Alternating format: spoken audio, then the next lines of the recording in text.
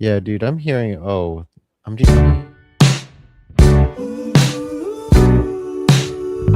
It's a Bitcoin podcast.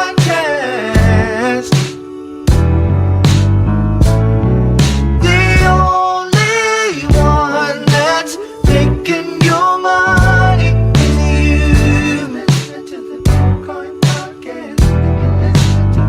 So hold on and listen to the Bitcoin podcast. Hey, everybody. Welcome back to another live episode of the Bitcoin podcast. I'm the host that typically talks first, D. I'm your second host, Dr. Corey Petty.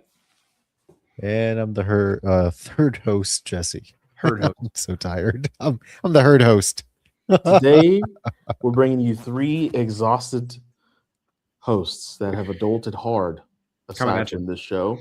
We're coming at you. And we're also trying a page out of, who's the director of Lord of the Rings?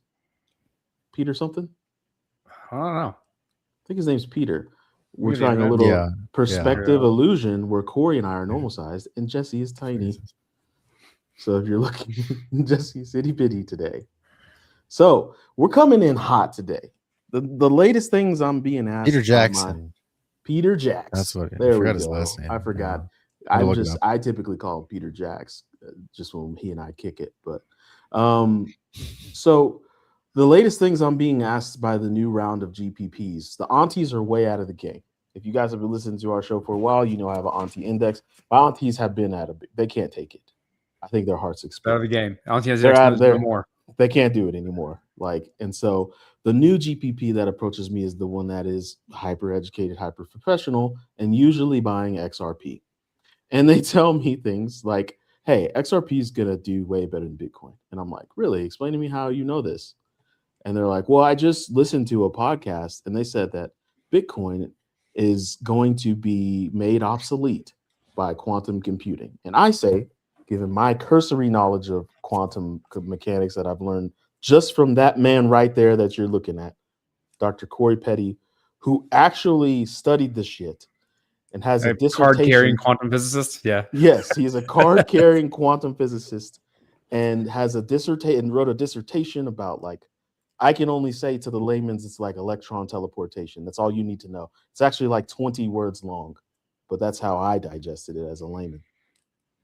Now, so this all comes to a head with this tweet by Mr. Wonderful himself, where he says, and I will read verbatim. Blow that up. That's way too small. Blow that up. How can I make it bigger? Do I just need to make Control it plus. If you're on Apple, the command button plus. Oh, okay. Oh, that's what you mean. I thought you meant give it a bigger screen. Okay. That. Can y'all, is it good now? It's good? Yeah, it's good. He said, Mr. Wonderful himself, Bitcoin just took another brutal correction down 50%. And no, this isn't the first time we've seen this movie, but something bigger is happening underneath the price action. Back in October, when everything melted, Bitcoin got slaughtered and the rest of the market was wiped out and some coins down 80 to 90%, which we've all seen before. And they never recovered. Why? I'm the expert on Bitcoin. I'll let you know. I'm Mr. Wonderful. Because institutions finally did the math and realized if you want 90% of the upside and volatility in crypto, you only need Bitcoin and Ethereum. Oh, shit. Almost something like we've said, a few times back in the day. Everything else is just poo-poo coins. He's unwilling to call them shit coins, but we have a podcast. We said whatever the hell we want. Everything else is just shit coins, worthless. And they got dumped accordingly. I'm still long Bitcoin. Long, for users that you don't know, means he thinks the price is going to go up. But there's a new concern floating around now. Quantum computing. Bum, bum, bum, bum, bum, bum. Can someone hit a sound effect, or we're not being that cheesy tonight? I don't do those sound effects. They're not very good. Damn. Y'all didn't listen to enough morning radio on your way. Crash. God, I'm the crazy doctor. Crazy. Okay, the idea that a quantum computer could eventually break the chain is making institutions hesitate, as hesies, the kids would say, but hesitate. And until that gets resolved, don't expect them to go beyond a 3% allocation. They'll stay cautious, they'll stay disciplined, and they'll wait for clarity. That's the reality. That's what my man said. That's what the Muppet looking dude said. Mr. the Wonderful. world.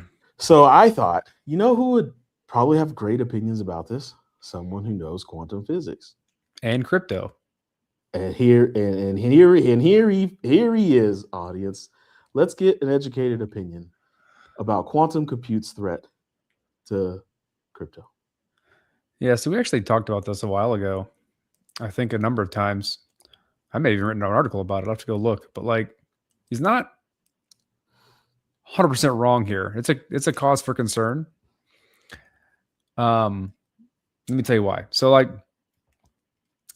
right now, if you look at the total supply of Bitcoin, a good portion of that Bitcoin is considered gone and lost and can never be recovered because those keys are lost. And this includes Satoshi's coins. We assume Satoshi won't move those coins because he's dead and gone. He hadn't done it yet.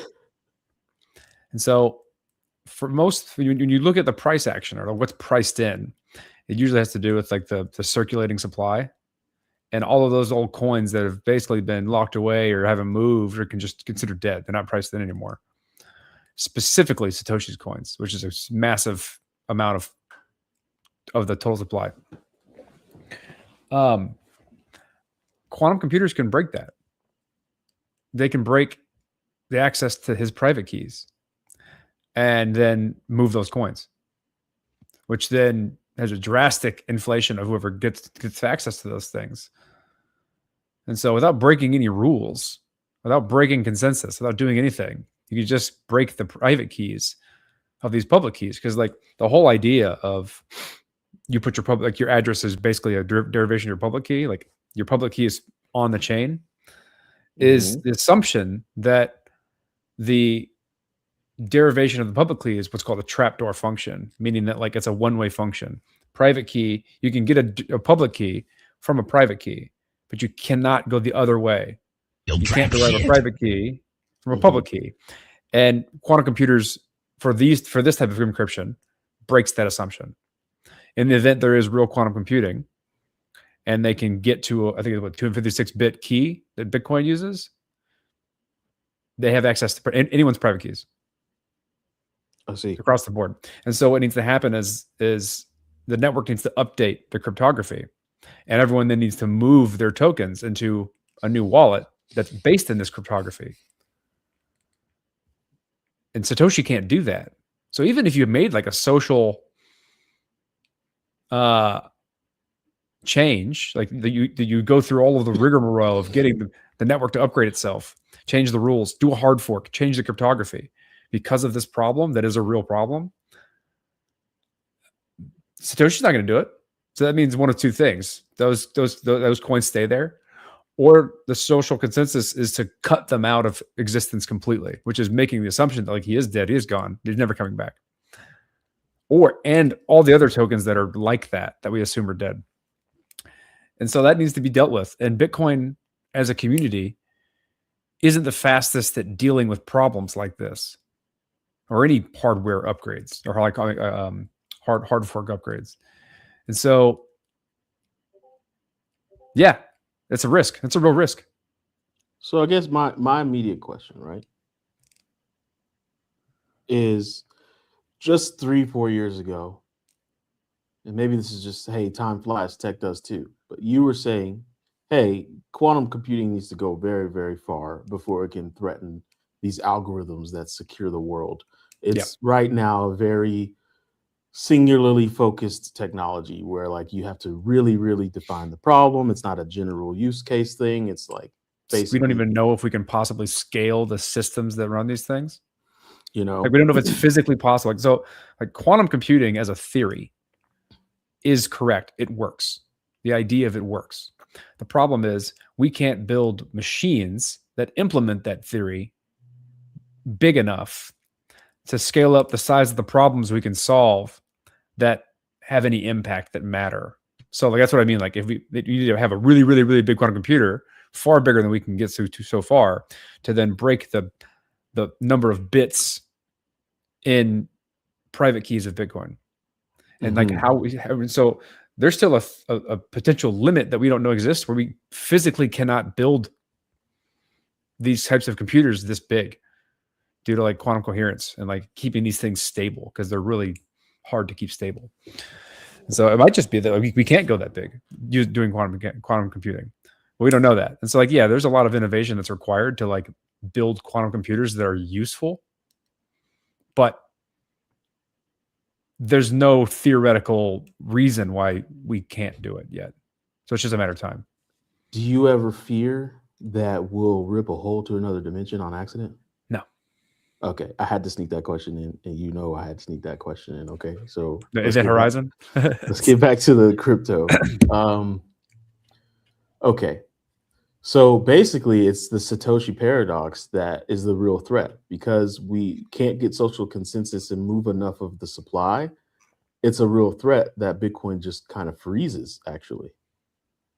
Yeah. Mm. Like, it's like what do you do with the supply like that? Like okay, now one person who we don't know has all the tokens. And you can't just create like another layer with more tokens because then we're kind of going against the grain of like, The whole point is digital scarcity. We can't just create value out of nothing. There goes that 21 million Bitcoin right? meme if we cut them all out and we make this cryptography upgrade. So there goes that, right? So I have bad news for most everyone listening. I am Satoshi. No, I'm kidding. Yeah, it's real bad news. We're fucked. What did I do with my hardware wallet? No. So that's the true paradox, is that like the moment it does become a real threat, Bitcoin actually can't, because Bitcoin went a different route when it comes to social consensus. Bitcoin itself, BTC, that is, becomes not usable. Yeah, it's like I did write a blog about like how the Bitcoin consensus works, or like kind of the primitives on why we trust it. And it's all built on one simple assumption, one math assumption. And that is that a SHA-256 hash is a one-way function and has a uniform distribution, meaning that like you don't have collisions and you can't guess what your hash is going to look like beforehand. And like it when given a hash, you can't go backwards, you can't go back to the data. And so because of that assumption, we base all our cryptography in this kind of specific size and type. And if we break that assumption, which quantum computers do when they're big enough, like they by definition solve this problem that we couldn't solve beforehand. If we can make them big enough, then it all comes down. So there's been a whole field that's been kind of blown up and gotten way more mature since we started building the semblance of quantum computers called like post-quantum cryptography. And that's basically rebuilding all the cryptographic things we have today that are not subject to this same problem that things like what secures your browser uses. So everything I know about cryptography, I learned from the amazing textbook Digital Fortress by Dan Brown. And from what I understand, I have that here. It's an amazing book, dude. I've read that book like 6 times. I don't know why. I really like it. It's a fiction novel, everyone, which you can learn a lot. It's Dan Brown. So it had some snippets in there. Oh yeah. Each chapter is 3 sentences long. It makes you feel real accomplished. For real. But anyways, there's like a real, like, it's not just crypto that breaks. Like, it's everything that breaks. Oh, yeah. There's a whole, if it's a website, you can probably search for it, basically like the countdown on all the things that need to get upgraded that are much bigger than crypto in order for like the internet to not break or the banks to not break. Because like most of the cryptography that we have today is based on the type that can be broken by quantum computers. So like they're probably not like what the first, because these things are still expensive to run. It's not like you just have a quantum computer and it sits in a corner of your room quietly and just cranks away and doesn't pull a lot of energy. They're incredibly expensive and hard to run. And they don't just like crank stuff out. They're incredibly expensive and hard to run for like a single problem. And so it's not like once these things exist and when they start being used and we have evidence that they're being used, so the public knows about it because they're gonna be military weapons initially. It's not going to be on Bitcoin. It's going to be on something else. I don't know. What do you think, Jess? Is this something that hits your radar at all, or you, like? So while you guys are talking about it, I'm actually just querying ChatGPT, getting some actual numbers. So here's some actual numbers. You want to throw it on the screen? So how fast? It's too long. I can't read it all. I can't put it all. It's so a lot. textual. Yeah. So the questions I had, I'll give you a quick paragraph summary. So breaking a specific Bitcoin private key. He gone. You moved him. D, you're moving him. I pushed too many buttons. I apologize. Okay, so just in a nutshell, even if you had a quantum computer, you couldn't brute force all of the private keys in the entire Bitcoin ecosystem. It would take more time than the universe. All of them, no, but you could brute force some select so you could do one. Yeah, if you do one, right, you would for specifically Shor's algorithm would take about 2,330 logical qubits for a 256-bit prime field elliptic curve discrete log or ECC discrete log, but turning that into something that works in practice likely means millions plus like more than millions of physical qubits. And one published hardware assumption study suggests roughly 3.17 times 10 to the 8th physical qubits to do it in about 1 hour, fast enough to matter for some theft scenarios when a public key is exposed. Today's gate-based systems are roughly 10 to the 1 to 10 to the 3 noisy physical qubits, and only tens of logical qubits in public error-corrected demos. While annealers can have thousands of qubits but aren't useful for sure, quote, breaking all private keys is essentially brute forcing the 2 to the 256 key space, or with Grover's quadratic speed up to the 128th, which remains astronomically infeasible even with wildly optimistic step rates. So the realistic quantum risk is targeted key recovery for keys whose public keys are available. Yeah, definitely not sweeping the entire key space. But then also in terms of cost, there is no Shor's algorithm capable quantum computer you can buy today at any price. So the closest thing to cost in terms of what it costs to rent time on the most capable gate-based hardware available via cloud, top end. So like nobody has the hardware, and even if the hardware existed, Amazon bracket, I guess there's something called Ion Q Forte, which reservations at $7,000 per hour. Okay. D-Wave sucks. That's not going to do it. Yeah. So anyway, it doesn't exist. You got to scale like orders of magnitude even more before you have a shot.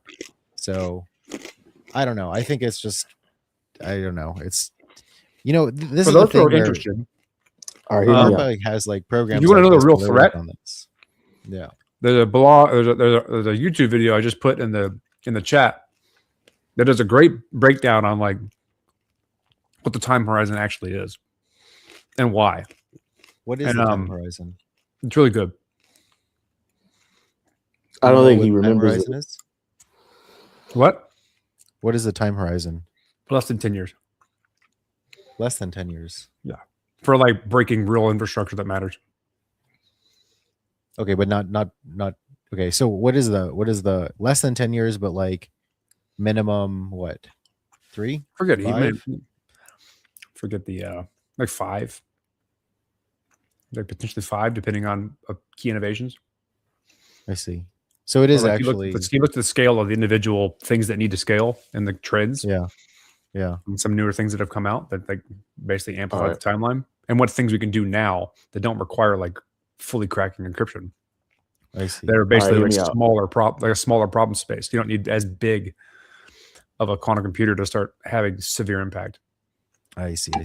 Okay. All right, hear me out. So we got an elliptic curve, right? Looks like a sideways omega. Kind of. It's What if just we one way of like, showing it. It's not actually how it works.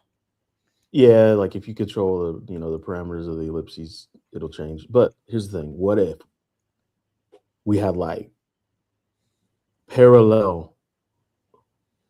I think that's right. Yeah, parallel curves. You know what I'm talking about? They never touch, right? They do in just infinity. stacked. Just stacked, right? And you've got your PK on this one, but then you've got these like PK primes. They never intersect, but they're just right there, like imaginary numbers. You know what I'm talking about? They're there. They're You're math. imaginary You were math. PKs. You have a math degree. That's why I'm spitting like this. Hmm. All right. It's We got painful. we got imaginary, we got imaginary elliptic curves just stacked, right? What if, you know, the computer cracks this one, but nah, you didn't crack the real one. You cracked a fake imaginary PK. Got your ass, quantum computer. Write it up. Let's put it in archive. Hey, is that even possible? Like, I you mean, said a bunch of no. I didn't say a bunch of bullshit. I mean, there's you can have parallel ellipses that like, or would they be orthogonal? They're parallel, right? ellipses. Yeah, like an oval here and an oval here, and they're parallel. They're like Elliptic curves are not like that. elliptic curve. It exists in X, Y, so it is kind of like that. No, It's not a function, but it's like still modular arithmetic. yeah, but you can draw an elliptic curve and then draw another one, and you have two pieces of paper above each other, and they could be, you know. I think those are what pairings are, which is a part of it.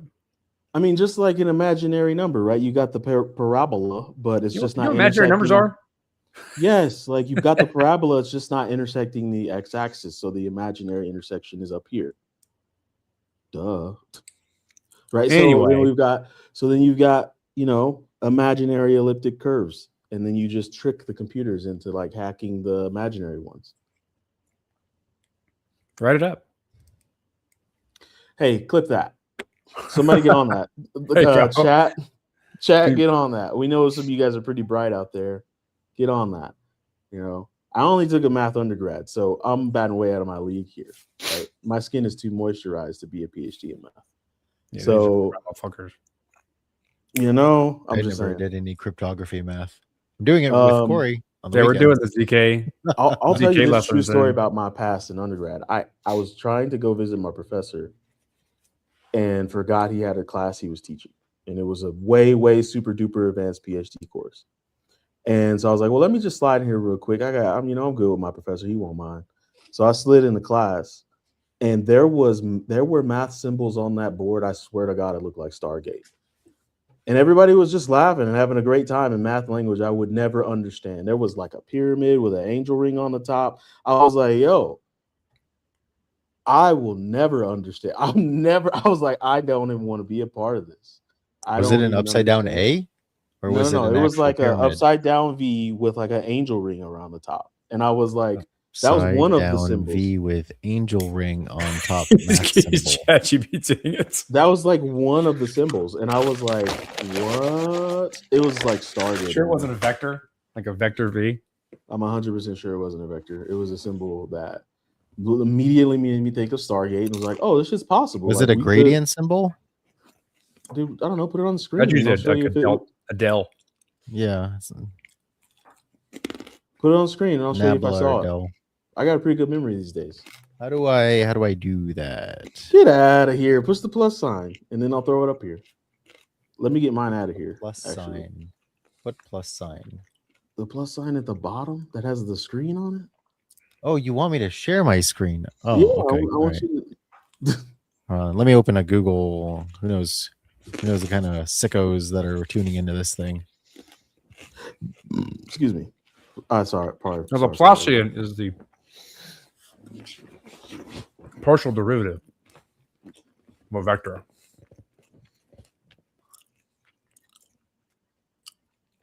Okay, hold on. I don't think we're talking about. It's a different class. It wouldn't be having like the capital D, which is like the upside down triangle. All I know is like math to me started to hurt when like I didn't know that I thought studying math was going to be doing the stuff that I thought was easy, you know, got A's in, loved it, calculated it up, was jamming, understood calculus. Abstraction.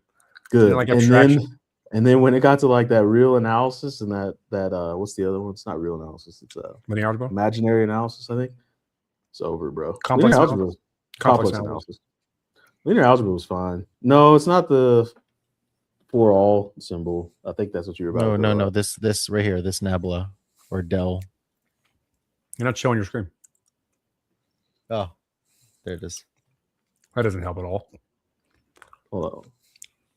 See it right here? This thing, was it that thing? Nah, that wasn't it. Dell. That's what we were talking about. Nope, that wasn't it. Nabla, Dell, they're the same thing apparently. I know So what that upside is, but down that V. wasn't it.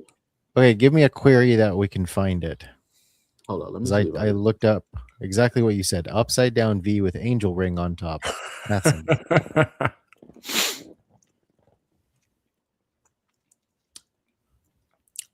I can say upside down pyramid.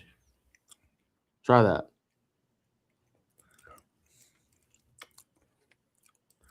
Still getting the Nabla. Yeah, we got nothing here. I swear to you, I'll find it and we will talk about it one day. But Okay. I just know How that about crypto stuff? I had never seen it before. I mean, it's crypto stuff. Crypto's Right. math, right? We math hard. Go back to So, us. Oops. So long story short, right? Bitcoin, quantum gets into Bitcoin's biz. Bitcoin goes defunct. Crypto as a concept isn't going to go away, especially if humanity has adopted it. Forced The only ones adoption. that will maintain value though are going to be the ones that. I mean, that's to be fair. I mean, I kill it because like the network is still upgraded. We're just going to have old coins that are going to be compromisable. So that's kind of like the whole DAO situation where we're like a portion of the economy is like nefarious actors, and then they have this massive amount of funds now. So like there'll be a huge price hit, but like it could recover. Yeah. But like no one's gonna. It's so unknowable when that would happen.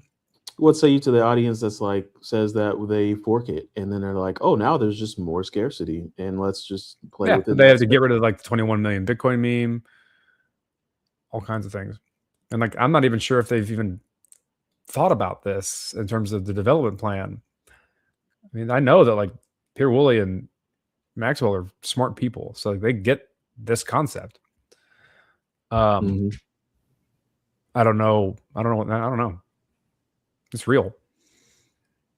But like altcoins, I mean, all chains right now, I mean, other than like maybe two, which no one cares about, are have this problem. Like the entire. There's like three main types of cryptography we use for almost all the chains, and they're all subject to this problem. So to a varying degree, and so they all need upgrade.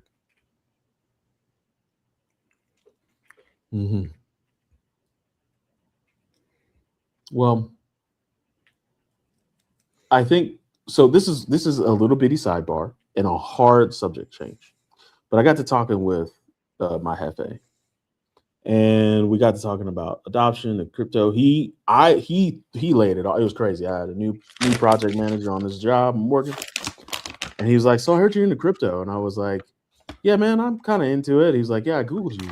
You're into it," and I was like, "Well, yeah." And then this dude pulled out 8 hardware wallets from his bag, and he was like, "Yeah, me too." And I was like, "Oh shit!"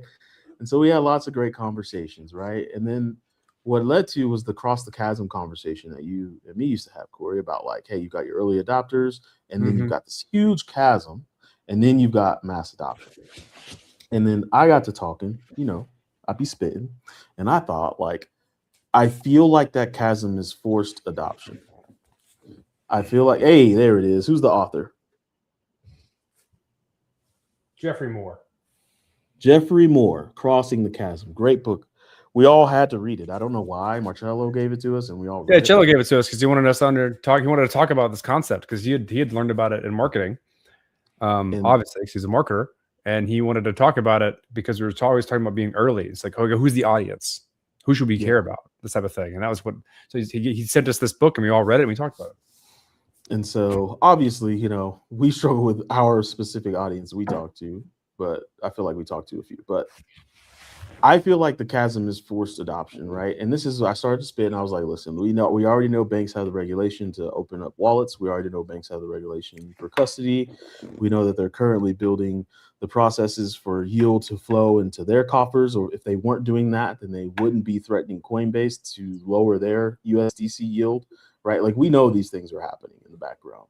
And so I was like, that forced adoption is going to be banks simply one day you log into your Chase Bank app, your Wells Fargo app. Hopefully, it's not Wells Fargo because they're going to steal your money. They are Oof. criminals for the most part. Or your sorry, I don't mean to say that. You guys probably hear that. You'll sue me. Wells Fargo, you're not criminals. You just very often They've done some criminal shit. get found guilty of very large crimes. Criminal shit. But you're gonna, and there's gonna be a crypto wallet in there. You're gonna say, hey, congratulations, you're in the crypto game now, and we're gonna help you get into it. Fund your wallet. And you'll say, okay, cool. I'll just take some out of my bank account. It'll go in there. And then it keeps happening a little bit over time. What happens is they need money to flow into those wallets because they need money to circulate. They need liquidity. They need velocity. So then they're going to say things like, hey, we'll give you a 5% increase on your money if you direct deposit directly into here. We'll give you USDC. They're going to force this adoption on people to use these systems and networks that they've designed, right?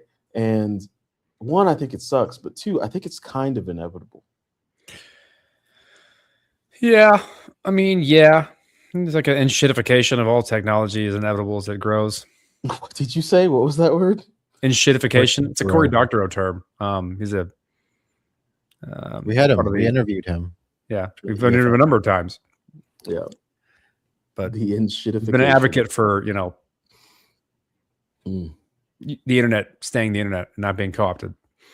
Would you guys partake in what? In that forced adoption?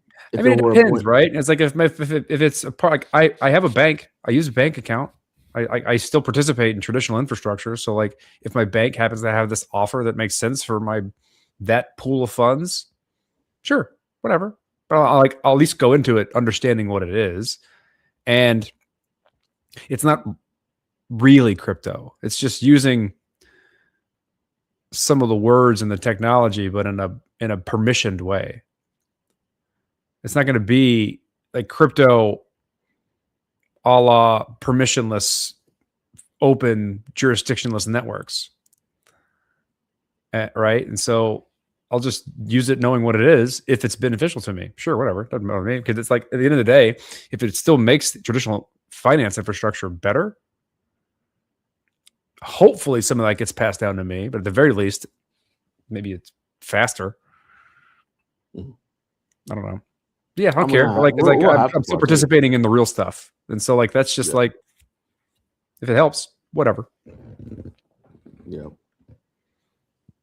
We got a comment. Left a big like.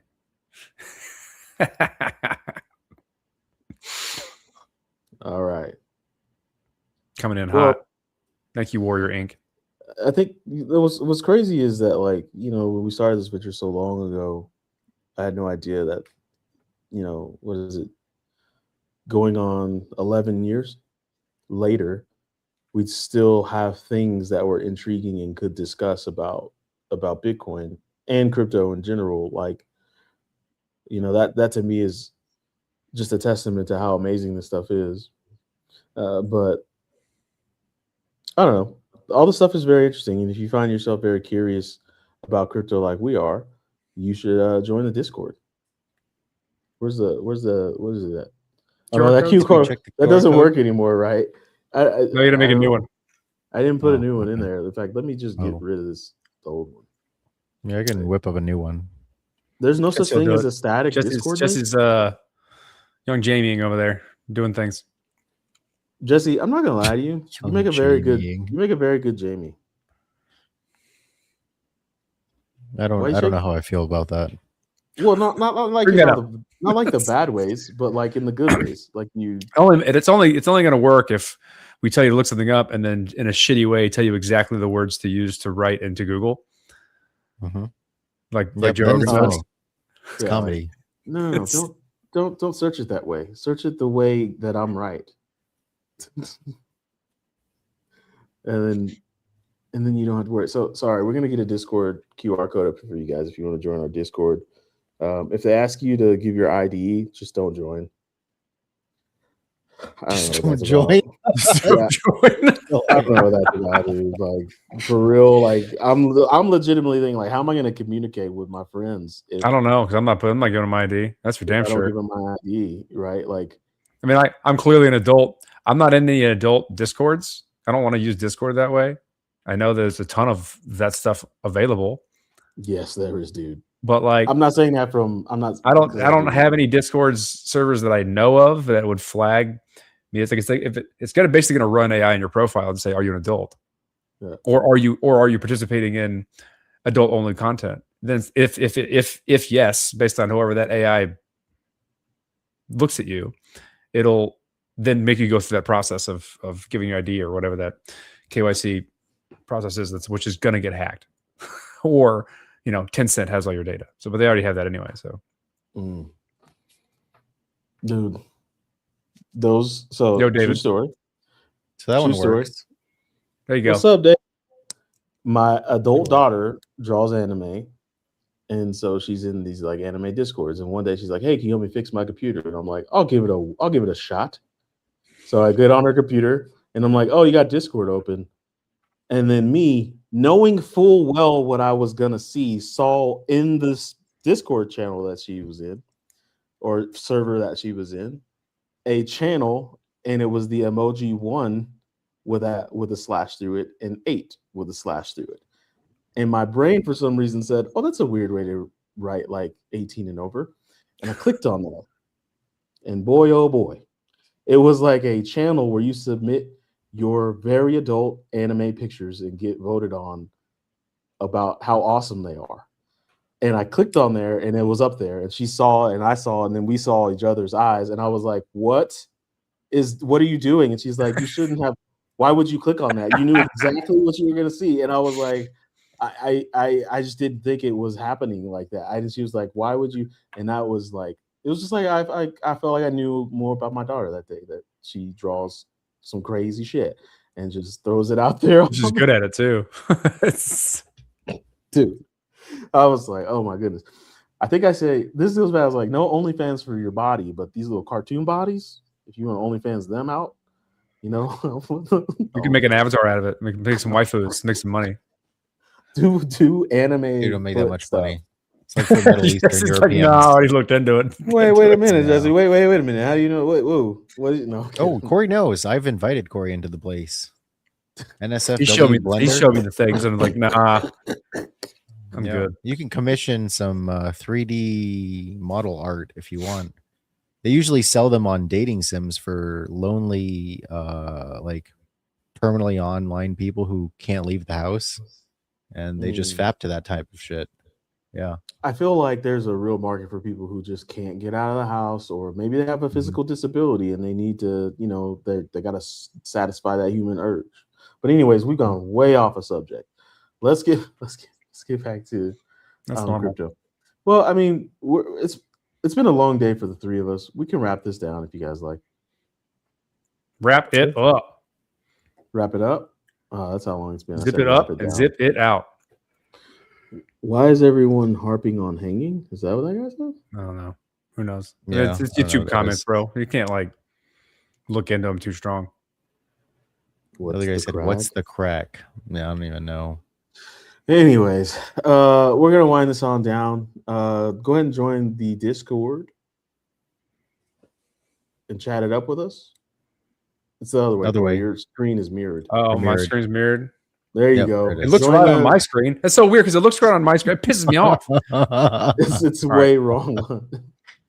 There we go. I've now unmirrored my camera in the settings, so now I can do that. There we go. Yes. Yeah. That's it.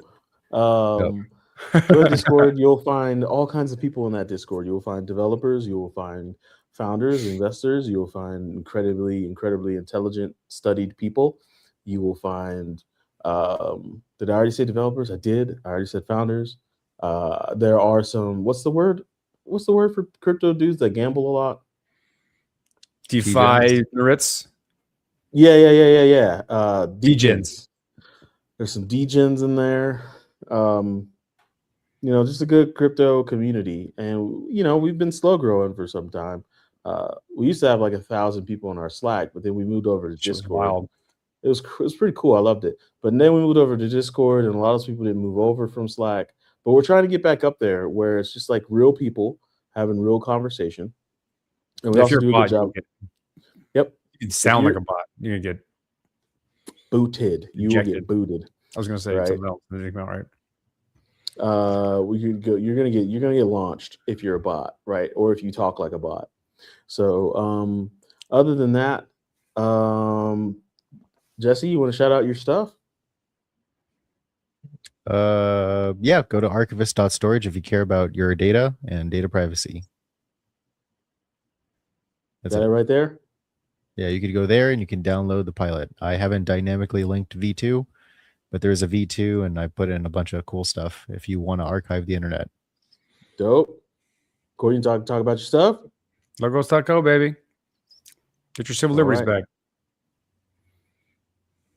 And my stuff is thebitcoinpodcast.com. I got some other stuff, but that's for different. You don't need to go to that stuff, right? We needed to redo the outro to bring back some of the old music. I still have it on my hard drive. Yeah, that jazz one. I like the very first one. You could use that at the outro. Outro was good. Was that your brother's music? No, For that the was just jazz? some random video game music we found.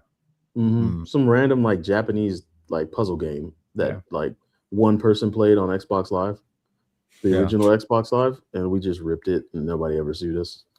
All right, play the outro.